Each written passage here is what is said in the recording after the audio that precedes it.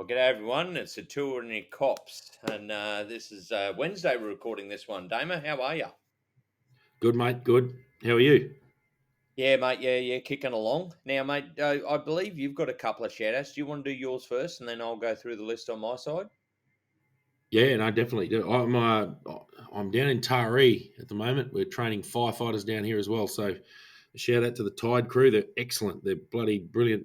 So, a little shout out to them first. I think they're doing really well. I'll tell them about the podcast tomorrow. But yeah, I keep the Ebor pub is my local, and I like to get there as often as I can, which is about once every 3 weeks. The way I operate, which is not enough, but that's how it rolls. And anyway, one of the fellas behind the bar, he works at the Dutton Trout Hatchery at Ebor as well, and he's listened to heaps of them. He delivers trout fish all over the place for stocking the creeks and everything around the place. So big dog, Paul Shather, shout out, mate. I told you I'd get there eventually. He's telling me he's really enjoying it, so that's good. And another bloke who I wasn't quite expecting, one of the truckies who stays there all the time. He drives log trucks around the place. And he pulled me aside. He's a quiet sort of bloke. He pulled me aside. So Mick Woods, shout out to Mick, mate. Thanks for listening. Love your work. Oh, that's awesome. Yeah, Yeah, it's actually funny. We get quite some. We got a few tradies and all that sort of thing that love listening to it. So thanks all for listening. That's fantastic. yeah, yep. No, that Yeah, was good. I was happy with that. yeah. Yeah, So and mate, we just put Ebor on the map, I believe. we did. Oh, Ebor's fantastic. Bring your woolies, bring your winter woolies, even in the middle of December. But it's a beautiful spot right up in the Alpine region between Armidale and Grafton. I love it. It's beautiful up there. Yeah. So I Oh, live just down it the road is. from Ebor, and I'm a big fan of the place. So it's really good, Oh, good country, and fat cattle. the pub's awesome. The pub's really good. We've tippled there once or twice, mate. Yep, all's well. All three times. Budgie and the crew run a really good ship. So drop in, say good day to Budgie, the publican. Yeah, Ebor's fantastic. And he hasn't paid me to say this, but I might hit him up. Yeah, get some sponsors, mate. Yeah. Well, mate, I've had a couple. We had a Nathan. He got in contact with us, and he's been he only found it the start of the week, and he's up to 27. So he obviously likes listening to our voices or what we have to say. Probably more likely. Mm. I don't even like listening to my own voice. He actually said he really liked the rewarding jobs, and he just told a story about in 2016, on Christmas Day, he was on Bribey Island, and his mum was having health issues, and they had to get off the beach and all that quite quickly. And basically it was emergency situation, and the Rangers basically saw what was happening, so the Rangers really helped him get out and make sure that his mum got to safety. And he, I mean, that it's an important thing to, it's not only police officers but any frontline services and all that Yeah, do so that that sort of. that would be the Queensland Parks and Wildlife Service. They're a good bunch of good crew. I've had a bit of training with them up in Townsville. So yeah, no, excellent. They're pretty passionate people, the Parkies. So yep, good on Yeah, them. yeah. So that, and that's a good story. It's one of the ones that you should think of if you're in those sort of roles to see what's going on. So yeah, another one.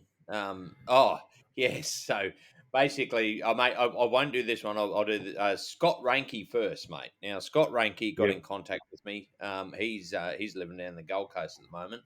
I spent quite a bit of time with Scott Rankey. He was a cop when we joined, and he was down in Catherine.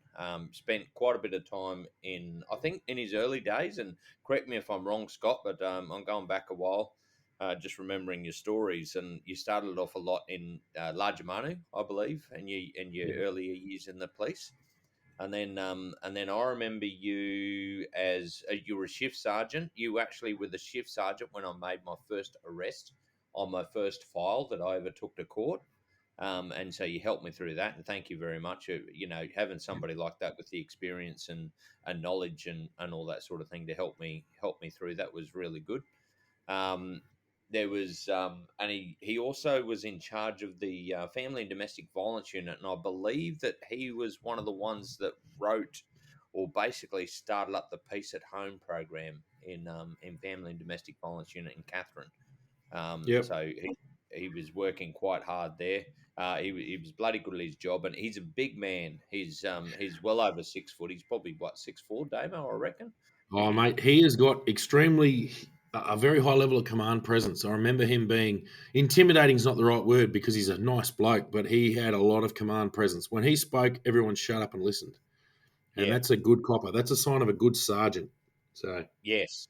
He was very good. And I remember for a stint, he actually stepped up into the senior sergeant role in Catherine. And of course, Catherine, the OIC at Catherine, the senior sergeant, had this massive chair that they sit in. And I think he was the one that actually filled that chair, because he's just a big framed yeah, guy. And I thought, geez, he actually looks imposing in that chair. yeah. Now, if you're a crook and you got confronted with ranking, you'd probably just go, "Yeah, right. I'll just get back." I think. Definitely right. Yeah, yeah. But No, big shout out to definitely. you, Scott. I managed to catch up with him a couple of years ago. He does things for Australia Day every year, and yeah, just a top bloke. So yeah, big shout out to you, mate. And the other one is a Bart Edwards. Now Bart Edwards basically he listened to our last episode, and then he sent us a video of a runaway escapee in Queensland. Well, mate, it that was in Toowoomba. That runaway It was was on in the. it's It on was the in range, Toowoomba, yes. 2001. Yeah. And that was a So, bit of a serious deal. So old mate's gone ballistic in the back of the van that's heading down, taking him to Wacol to the remand centre. So he's obviously been locked up, remanded in custody, and he's on his way to Wacol into the remand centre. So the boys are on a prisoner transfer, and old mate's gone nuts in the back and actually broken out of the cell that's inside the back of those vans, and then kicked the door out in the back of the van and run up the road, and yeah, launched a manhunt in Toowoomba that ended up with him being locked up again. So it didn't really go very far. Not, I mean, he got away for a day or two, so it was it was a huge ordeal, but yeah. he still went to the same place with extra charges, so it wasn't really worth it. But No, and the beauty of Bart's little video, mate, is it segues into what we're going to talk about today. it does, mate. Yes, it actually segues very nicely, mate. Do you want to just before you kick it off, mate? I just want to mention that I feel sorry for those poor cops, though. Oh shit! You don't want an escape custody. It is a shitload of paperwork, and you usually get your ass kicked. But mate, you want to go on with the story for today? Yeah, and I agree with you. You'd never want to lose a prisoner. That prisoner has got a warrant out for their imprisonment by a court, and you losing them is not a good thing. So, yeah, prisoner transfers are one of those mundane jobs that we all did all the time, and you don't even think about them. And the reason I even thought about it, I think I mentioned it to you a couple of week or two, I can't remember when, but I said to my wife, "What do you think we should talk about?" And she said, "Well, why don't you talk about prisoner transfers?" And I thought, "Yeah, well, bloody yeah, we can talk about that." And I think we mentioned it in the last one. So, Yeah, prisoner transfers were something that happens just constantly. It's a mundane thing for police, but I suppose the average citizen wouldn't even think about it. Obviously, people commit offences, they get arrested, they go to court, they might get remanded in custody or sentenced to imprisonment. If they're in a major centre like a capital city with a prison nearby, then they'll go into the custody of corrections. But if they're not in a major centre, then what happens is they have to be transported by police to that correctional facility, or to the watch house in the police after hours, so that they can then be received the next day by by the corrections facility they're going to. So we did this constantly, Schultzy, up in the territory. yeah, We did prisoner runs where it was a weekly event, if not more at times. And especially out of Catherine, there was often, before airwing became really constant, there was yeah, police transfers, there were prisoner transfers. We used to call them halfway meets all the time, because someone would come out of Darwin in a vehicle heading south, and we'd meet up with them in the middle of the road, and the prisoner would jump out handcuffed, and we'd let yep, them have a smoke or whatever else and jump in the other side of the vehicle, let them have a drink of water and put them in the other vehicle, and away you go. yep. That I was every think Saturday, it was constant, absolutely mate. constantly. So I think the reason Ema wanted to talk about it was that we passed a Tamworth vehicle on the Armidale Grafton Road, and because you can tell in New South Wales, they've got their call signs are written on their bonnet, so you can sort of tell where they're from. And she goes, "Why would there be a Tamworth GD's van out here?" Because my wife is very much very much a policeman's wife, so she knows the difference between highway patrol and a GD's van. And she's gone, why would a Tamworth GD's van be here? And I just instantly said, it's a prisoner transfer. They're going to Grafton jail. Yep. So, yeah, they're poking down there, and I figured they might be on overtime, they might be rostered, and that's the easiest rostered shift you're going to do. It might seem mundane, Oh, but there's a lot of responsibility there. Like you're taking a person in custody. You're basically a mobile watch house taking that person into prison. yep. That person may or may not want to go there, and generally may not. And look, some people are going to. The vast majority of people heading to prison, they've sobered up, they've done whatever they've done, they've accepted it a little bit. But there are others who they're not going to go there, and they're going to do their best not to be there. And I think what we're going to talk about today is some of the times where it doesn't go right, and also some of the things we used to do and how prisoner runs are a bit unique in the Northern Territory. Yep. Have you got any stories from out in Ramo, mate? Do you want to tell us any yarns from out there? I suppose it was mostly airwing, was it? Well, yeah, mate, it was, and so, well, mate, what I'll do is I don't have any massive ones, but I do what I can actually say is basically after the intervention happened, we got a lot more police airplanes. We had one before the intervention kicked off in 2007. And then later on, as the years progressed and it kind of ramped up, we got more and more planes. So we ended up with four. One of the good things about that was we had, I mean, police airwing was basically doing prisoner transfers, and it wasn't so much in the cars. It used to fly around everywhere and pick up people, and then fly them in. And I think a shout out to Murray Cuthbertson. He was in charge of police airwing. He's a civilian, but he was in charge of police airwing and ran such a great ship. I tell you what, I have not seen. He could have. I'll tell you what, we could have put him in as commissioner. He would have run a very tight ship. He was so good at what he did. He And absolutely was, mate. He was absolutely brilliant. Yeah. yeah, he was. And look, he's probably one of my best friends. And we because we spent a lot of time, especially when I used to fly in and out, and because I did quite a lot of work with the intervention and out bush, so I was always flying in and out of Darwin. Yeah, it And was that's how I it got was affectionately known as Ben Schultz Airlines for a while, mate. So yeah. Yes, it was. Yes, it was called Schultz Airlines for some time, and I don't think the bosses liked that very much. But hey, it worked for us quite well. um, So I but think what I've got while we're talking about the aviation side of things, in the early days for us, aviation was not necessarily the big thing because we just did road transfers. So especially in Catherine, you're only 3 hours, so it's an hour and a half hand over to the other guys. Normally do a prisoner transfer at Hayes Creek, which I think is all shut down now, but it used to be an active roadhouse on the side of the road, about halfway between Catherine and Darwin. yep, We'd pull over there, wait for the other guys, they'd pull in, and we'd do a prisoner transfer, hand over the file, hand over their property, hand over the warrant. The person receiving would ensure they're happy with the warrant. We'd make sure that the prisoner was transferred from one to the other. So the biggest thing that a lot of people wouldn't be aware of is that we're acutely aware of these people's welfare. So they're in the back of an open cage. It's potentially hot. We always gave them lots of water, so they had water bottles with them in the back. They might need a leak or something similar. So you facilitate that, but your primary concern is always going to be security. So they're always handcuffed to the front. You'd get them out, let them have a leak. I mean, they're humans, mate. You'd treat them like a human being. Yeah, you need to go for a leak, mate. Yeah, yeah, righto. We'll wander over here, and I'll come with you. I'm not going to watch you, but you've always got your wits about you, but you got to treat people like people. If you yep, treat people like an animal, you'll get an animal. If you treat them like a human, you'll get a human. So, the person's going to prison. That's their punishment. We're not their punishment. We're just their transport. So we'd bring them back, make sure they're all secure, and make sure they're right. It's hot weather. Make sure they're hydrated. So plenty of water. I know down in the desert country, some of those transfers, it's very cold in the winter months, and we'd make sure they had blankets, and we'd put a mattress in the back of the cage. They could lie down in the back of the cage and have a snooze under the blankets and keep warm with plenty of water once again.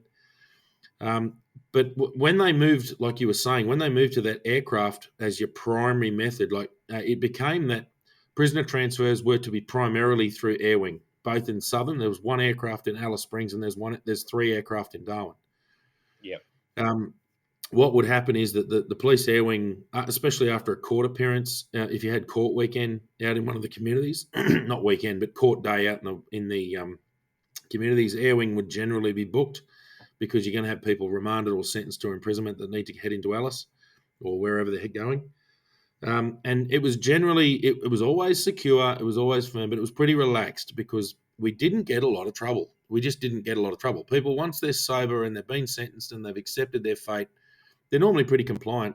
You can put them on an aircraft, and some of the good pilots would say things like, "Right, if anyone plays up, I'm just going to turn the aircraft upside down and tip you all out." So Yes. they'd listen to that and was like, "Oh, I'll be good." So anyway, the security did get clamped after one particular incident, and I don't remember the year, but it was a flight from, I believe, Yalara or somewhere else in Central Australia. It was definitely down into Alice Springs, and what happened was a woman who was fairly mentally unstable had been involved in some kind of incident. I believe in Yalara. It may have been Mutijulu. I'm not entirely sure. Anyway, she had been remanded. She'd gone through court. She's secure. She's handcuffed to the front. Two escorts, so two police officers, are put on the aircraft to escort the prisoner. They're responsible for the security and the welfare of the prisoner in the back of the aircraft. Obviously, the pilot's job is just to fly the plane. He's a civilian. He's a pilot. He's employed by the police force to fly exclusively for the police force, but he is a pilot. He's a civilian. Yep. And anyway, this particular flight, they were in the cruise coming back in from that sort of area, heading into Alice. And this woman seen her opportunity. And what they did was they had one police officer, the male police officer, sitting in front of her, and female police officer was sitting behind her. They were fairly junior, and that's not, I'm never going to have a go at them. They were just junior. And what happened was she saw an opportunity, and she actually wrapped the handcuffs around the male police officer's throat, who was sitting in the seat in front of her, and then dropped to the ground, so that he was being suffocated and strangled by those handcuffs. Anyway, she went into obviously a bit of a psychotic episode, and was her goal, I think, was to try and crash the airplane. So she tried to strangle him out. The girl behind tried to fight her, but she was very, very strong. People in psychosis are extremely strong. So anyway, they're fighting in the aircraft. I wasn't there. I can't comment on exactly what happened, but I did have a good conversation with the pilot about 2 weeks later, and he was still shaken.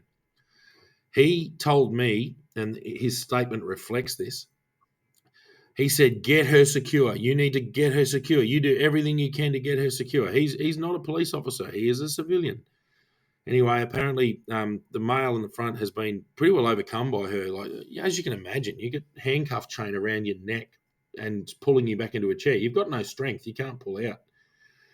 Yes. The female police officer is doing her best, but anyway, she's broke the prisoner broke free, and she's scrambling forward for the cockpit. And the pilot, who's one of the nicest humans you'll ever meet, he didn't have a mean bone in his body. I can't remember his name, but he was a very nice fellow. He was a fellow in his early 50s and a softly spoken, just a happy fella, really good, loved aviation, and was really supportive of the police. But he was not a tough guy by any means.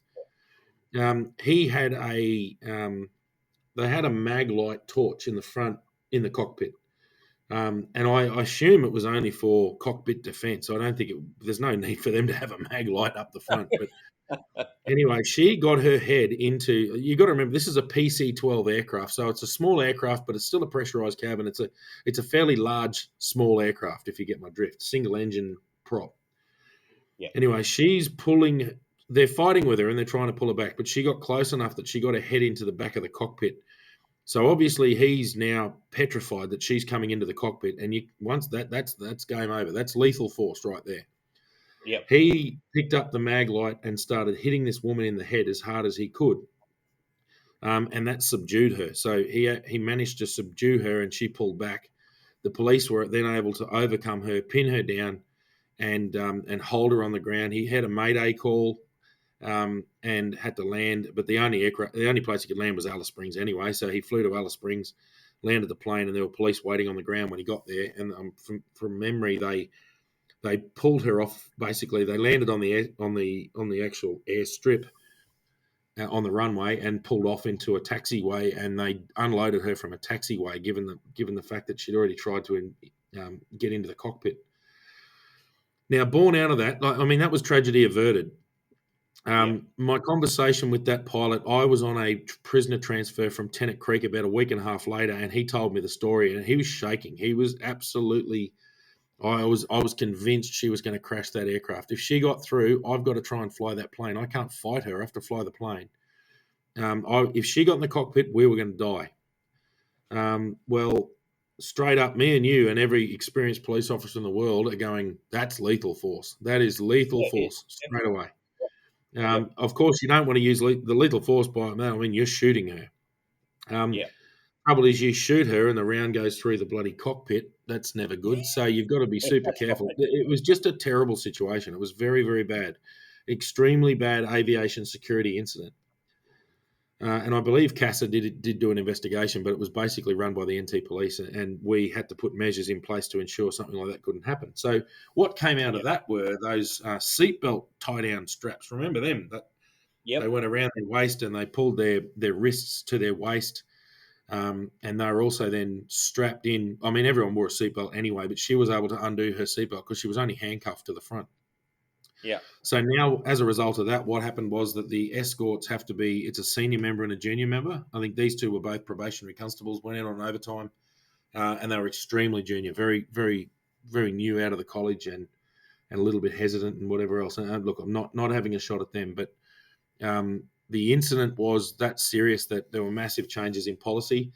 Obviously, from a welfare point of view, aviation in the Northern Territory is the best way to move somebody from a very remote location to a major centre quickly and efficiently, and with Yep. their welfare in the highest concern. And as a result, yeah, those tight ends came. So basically, you can't even reach your seatbelt. So you can go as nuts as you want. You can't get out of your seat. You can't No. get your hands away from your waist. Um, and yeah, that was how it ended up. Um, the I'll just. Yeah, mate. Right. Yeah, Yeah, mate. Yeah, so that was one of the things. We also had to do a risk assessment. Now, I'm just going to mention one thing, and like you said, yeah, the officers. I think it this goes up the chain to management. Really, you've got to. The good thing that came out of it was a risk assessment. You had to do a risk assessment for every single prisoner going on airwing, or any prisoner actually moving after that. that's right. But Yeah. and this is something that was overlooked by management when they put these two people on to look after this high, I suppose, what do they call them? High High risk. danger, not high risk. That's it. Yeah, High risk. uh, yeah, and look, there has been problems in the past, and it was probably overlooked because I think what happened, there was so many plane flights, there was so many prisoners getting caught on police airwing all the time. They just, we just need a couple of people to jump on so they can escort this prisoner, from here to here. These two are free. We'll just chuck them on without actually thinking about the prisoner that was actually getting transported. And so it was probably a good thing to actually then start doing these risk assessments. But in hindsight, that should have really been done higher up the chain when they chose those people to actually escort that Well, person.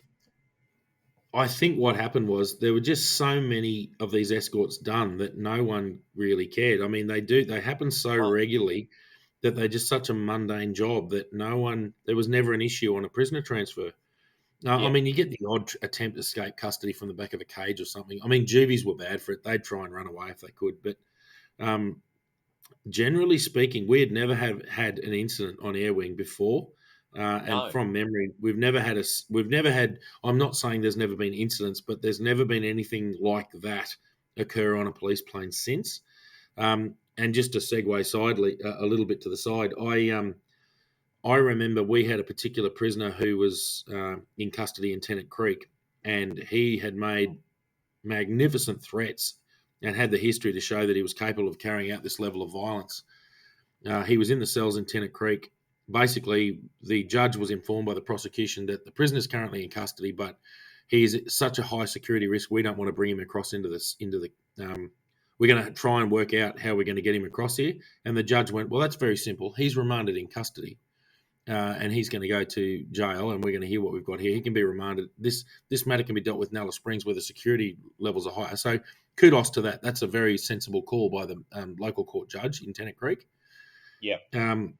And what happened with that particular prisoner? We were going to go, oh, well, who are we going to get to escort him? And I'll never forget the superintendent said, "Well, none of my people. That's a tactical response group matter." He got onto the Yep. phone. The prisoner stayed in the cell by himself in the Tennant Creek watch house. An aircraft went mobile from or airborne from Darwin with about 6 TRG operators on board. That aircraft landed at Tennant Creek, refueled. We there's a big group of us. They got the biggest, burliest blokes they could get to get this fella out of the cells, and he just walked out compliantly because he could see what was going to happen. Yep. TRG came to no, that's right. TRG came to the watch house and removed him from the cell. So they did a cell extraction. When they saw Yep. the guys in camouflage with balaclavas on, he complied. They took him out into the cage of a police vehicle. That police vehicle was escorted by 2 other vehicles. They went to the airport. 6 tactical operators escorted him out of that, put him on the aircraft, and sat around him. And basically, everyone faced him for the entire flight from Tennant Creek to Alice Springs, and he never said a word. So that was treated with the level of respect it required. And from memory, those TRG operators then took him all the way to prison. Oh yeah. So the response was, play stupid games, win stupid prizes. So that was how that was dealt with. Yeah, it's just it brings me back. I remember when I was working in Kalkaringi, Charlie. Shout out to Charles Drury. Actually, is he still in Damo? I don't know if he is or not. I'm not sure. I don't No, know. but top cop anyway. He and great to work with. One of the best. He was in charge out there. And anyway, we I can't remember what the offence was off the top of my head, but this guy was pretty bad. Like he was very violent and all this. And this is back in the days when you used to do the car transfers. Anyway, so we did a halfway from Kalkaringi with Catherine. And anyway, they came down. Unfortunately, they sent probably 2 of the smallest cops in Catherine Police Station. One was a female and one was a male. And I think the male was actually smaller than the female. So it was, and the female was quite petite. So, and this guy was seriously violent, offender. Anyway, so Charlie and I, we're 2 big, pretty solid lads. And anyway, so we got him out of the cage, and we kind of looked at what they'd sent to go and do this prisoner transfer. And we said to him, right, we're going to put him in your cage. We don't care if he has to go to the toilet. If he has to have a piss, he's pissing out the back of the cage, because Yeah, this guy will take you down. He will fight tooth and nail. Do not open this cage under any circumstances until you're secured in the Catherine Watch House. That's it. yeah, Because otherwise you two will be dead on the side of the road. This is yeah. what's going to happen. So, and I think that's what I was trying to point out before, that and it's probably from even the cops, and Yalara should have said this guy's very violent, or this woman, sorry, is very Well, I think the trouble was she was in a state of psychosis. So she's psychotic, which is probably worse than she's not thinking rationally. You can't reason with a psychotic person. yeah, And I think that no, was the trouble. And like I've said it a couple of times, I'll say it again. I'm not having a crack at the guys who are in that aircraft. They're really junior. If I was there at yeah, that stage, I probably would have done the same thing. I would have never have thought to do anything more. If I was in an aircraft and I felt I was losing control of the prisoner and she's clambering her way, and listen, I don't care how tough everyone thinks they are. yeah, I've dealt with psychotic women who are smaller than me, and you can't control them. They're wet spaghetti. They will wiggle out of your grip. They will scratch, bite, fight. oh If yeah, someone is threatening the cockpit of an aircraft, I think an experienced uh, police officer would go, righto, here's the risk assessment. What's going to happen? If she gets into that cockpit, we're not going to be able to get out yep, of there, and we will crash, and all of us are going to die. That would be exactly, a gunshot to the back of the head. I'm yep, just going to throw that out there. That was what that would be. That would be literally a gunshot to the back of the head. yep, And that yep, may sound extreme, but what's the alternative? She gets into the cockpit, crashes the aircraft, and no one's going exactly, to survive yeah. that. No, exactly. And you've got to look at the aviation laws in relation to that. It allows lethal force from memory. If I'm Absolutely, it does. That comes under Section 28, our good old Section 28 that we've mentioned many a time. A captain of an aircraft or air crew on a flight, in an aircraft on a flight, if yep, there is a person acting in a way that may cause death or serious harm to anyone on board, death or Yep. serious harm forced against that person is justified. So, Yeah, that's right. Yeah, there you go. yeah, I Bloody mean, hell, that was the perfect example. mate. You rattled that off well. I don't think it was word for word, but it's pretty close.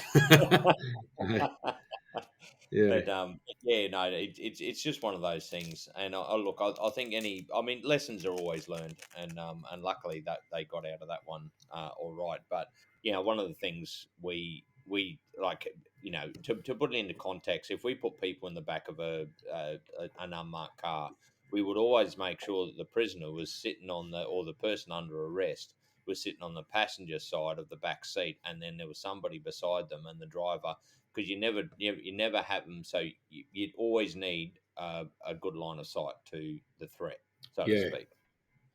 And And so look, for really, those who aren't in the police force, yeah, no, you're right. Sorry, keep going, mate. I'll talk in a minute. yeah. So yeah, it's just like never sit in front.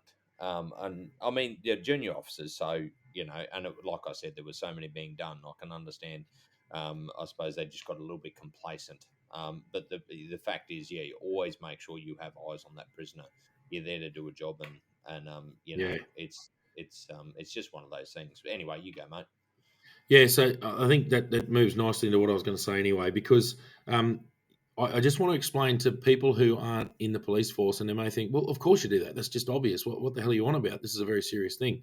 Yes, it is, but it happens all the time. These are the Yeah. jobs that you'll get a call out, or there'll be a text message or whatever it was on. It used to come out for call for overtime, and it would be prisoner escorts required for a prisoner transfer here, and it was a good little money maker. You go out and jump on a plane or jump in your car and go on a halfway meet, pick up a prisoner. You've been called out on overtime, so you're on double time. It was a good little Oh thing. yeah. It happened all the time. It happened so often, it was ridiculous, and there was never an issue. It was always just mundane. The No. prisoner just slept. It was never a problem. So out of that builds complacency. But you get Yes. bitten as a senior member. You've been bitten gently here and there. So I remember going on these prisoner transfers as a sergeant in Darwin, and I might have some probie Connie from God knows where, and they're chilled out as all hell up, a little prisoner. And it's like, yeah, prisoner transfer, yeah, it's a crazy job, but switch on. It's still a Yep. job. Yep. Let's keep an eye on him. Let's pull over every 20 minutes or half an hour. Let's pull over and just do a welfare check on him in the back. Hey, traveling mate, you're all good. Yep. You've really got to watch people, especially people who may be going to prison for a long time and may not know anything about this stuff. You've really got to keep an eye on them. And also, they may be committing self-harm in the back of that. You've just got to really keep your wits about you. And they can easily do I that. mean, there's a million stories. Sorry, mate, go. Yeah. Yeah, yeah, yeah. I mean, yeah, like you just mentioned self harm in the back of the cage. I had plenty of them. I had one woman that we couldn't actually see, and she'd taken a bra strap off and basically tied it to because you could actually link it around at the front of the cage there, and then tied it around her throat, and was basically hanging herself while she's lying on the floor of the cage. Yeah, Um, so these things you need to always keep an eye out. If you can't see them, go out and check, see what they're doing. It's yeah, it's one of those. You've got to be vigilant. yeah, definitely. Yeah, it's funny. It's just weird how a prisoner transfer is such a mundane thing, but it's one of those things that can go from absolute zero, literally a Oh, cruisy little trip down the road, to absolute 100. And I mean yep. the aircraft incident I spoke about, that was one of the most serious custodial incidents that occurred that year. I mean, that was Oh, extreme, and I reckon for many years that was an extreme issue. It was probably only yeah. because it was the actions of the pilot and then the final actions of the two guys in the back who were very junior who subdued her. Yep. Otherwise, yeah, there'd be a memorial out in the middle of nowhere for the airwing disaster of 2000. I think it was 14 or 13. I can't remember the year, but yeah, It was, mate. I'm just trying to remember here, like a bit of a funny thing that came out of that. Like how they had the 4 point, or basically you had the handcuffs that came out of that, or the hand and yeah, the harness, the harness. wrist, That's it. the wrist to Yeah, waist yeah, harness. It's like a big yes, that's seatbelt. the one. Yeah, Yeah. And yeah, and I remember I actually popped in, and because of my good mateship with good old Murray, I came in. I can't remember exactly what it was, but there were some people coming, and they wanted to see. It was basically showing people on how to actually put these harnesses on, and I got roped into it. I was just there like ready to fly out, and Murray goes, "Oh, you're the perfect person. Can you do this for me?" So Yeah, here I am, so showing these people how these harnesses work. yeah. Yep.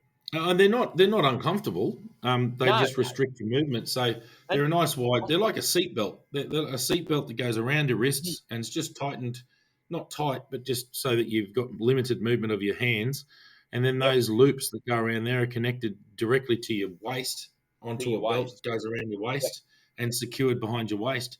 So as a result, your hands are secured to your waist and you can't move them.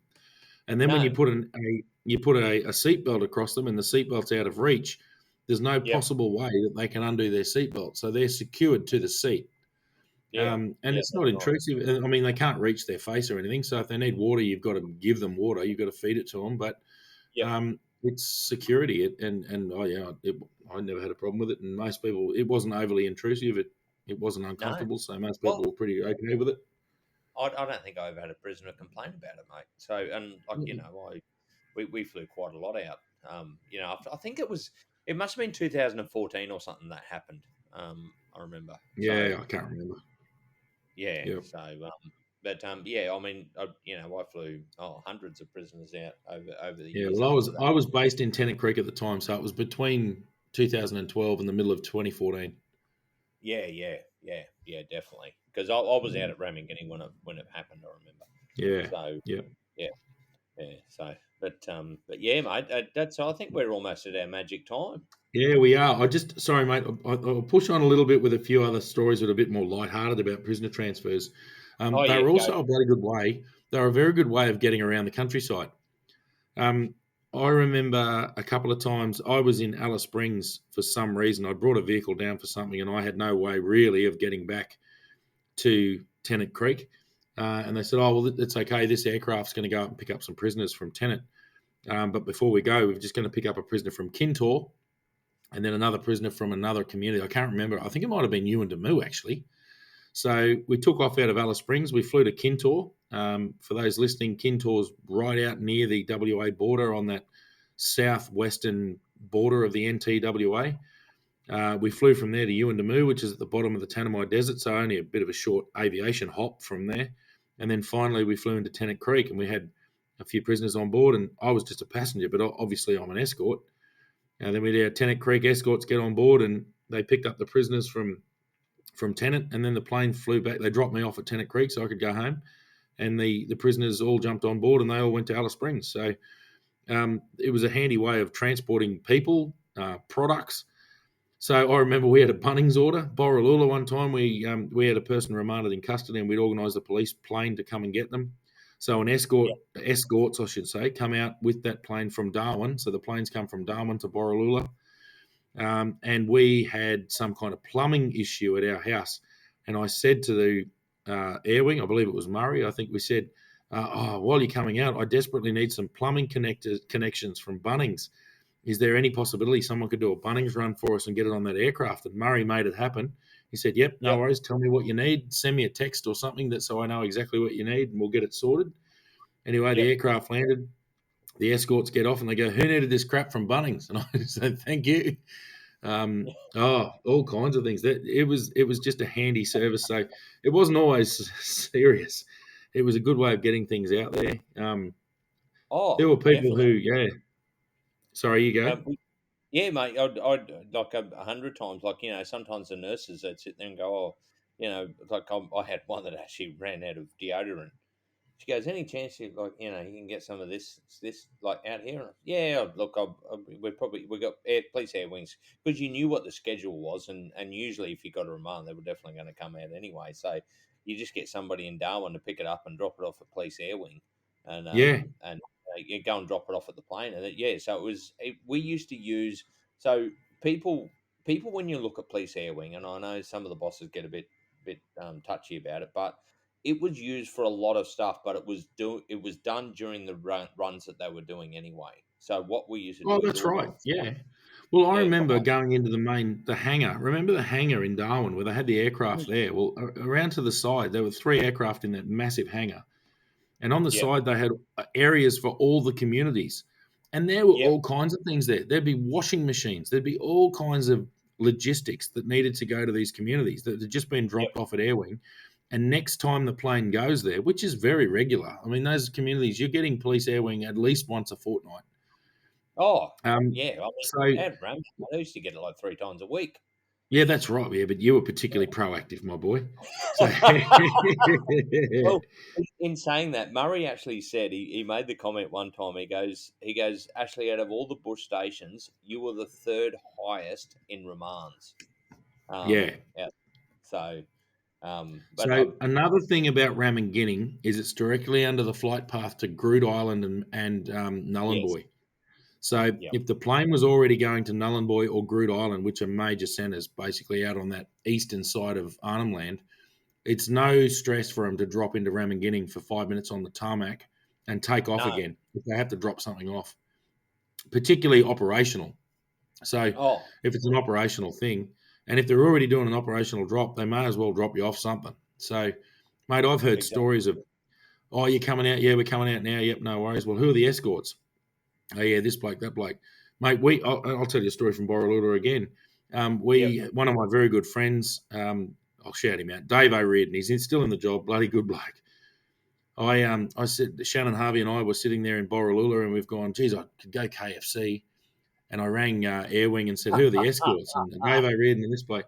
And I remember saying, Dave, on your way to Airwing, can you pull through KFC and get us a bucket of KFC? And he went, yep. done. And he jumped on the plane with a bucket of KFC. We've turned up at the airport with our prisoners. We've swapped prisoners for a bucket of KFC. It's just what That's a you good do deal. when you're 700 kilometres from Catherine, let alone Darwin, by road. This is um, you do what you need to do. Yeah, yeah, So, mate.